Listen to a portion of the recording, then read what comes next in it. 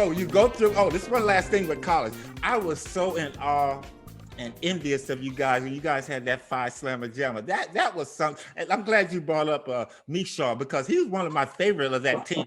That guy could play, man. People underestimated him, but the way that you guys were dunking and so athletic and creative, I was like, you know what? I surely wish I could have went to school like that. What was it like in the locker room? It was better than it was more fun than it looked. And you're absolutely right. Larry Mishaw was a beast. 6'9", 250, was a prototypical power forward. He was every bit as good as Karl Malone and could have had the same kind of NBA career. But back then, if you can remember, the minimum salary in the NBA in '83 was $75,000. And so he could go to Europe and make $600,000. So he played in Italy for about 15, 20 years. He was MVP for about 17 of them. And he could really play, dude. So you're absolutely right about that. But it was great because it was a good environment. It was an academic environment. We had to be accountable in the classroom. But you know, it was one of those deals where it's a fun team, but we came out of nowhere. Like no one knew who I was. Matter of fact, Coach Lewis, when he finally got me there, got hate mail for recruiting me. Who's this guy, Drexler? We don't know who he is. He's a bum. Come to find out a month later, I'm the first freshman to ever start for him in 30 years, right? So just people just don't know what they know, Coop. So it taught me a lot about just taking care of your business. But you asked me the question, what was it like to see Hakeem? Michael Young and I got there, and they had Rob Lewis and Larry Mishaw, but Hakeem came September the 30th. We enrolled September 1st. He came September 30th. A friend of Guy Lewis sent him to St. John's and University of Houston to see if they want to keep him for their basketball team.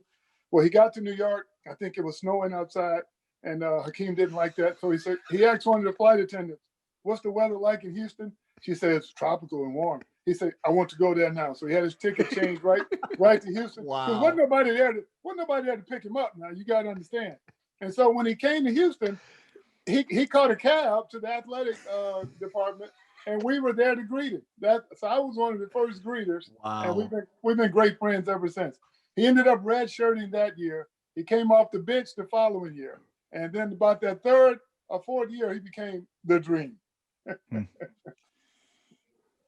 So that's like don't bet on you guys, right? Don't bet against us. That's one of the Don't things. bet. Well, we came from nowhere. Think about it. If Hakeem had gone to St. John's, Lou Carnesecca was the coach. He was more guard oriented. I don't know if he would have stuck because he didn't know a lot of basketball. And Ewing was at Georgetown. Yeah, but this was even before then. Yeah. But Hakeem, Guy Lewis was a consummate big man coach.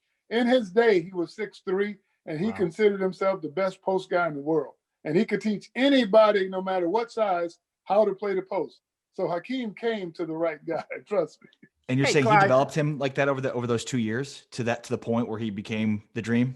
Yeah, well, he had Guy Lewis working with him. He had teammates like me, Michael Young, Larry Mishaw, guys who loved him and worked with him every day, and a couple of other guys. And then he had a guy named Moses Malone, who's 3-time MVP of the league, as his mentor. Come on now. But Hakeem worked his butt off to become the dream. Trust me.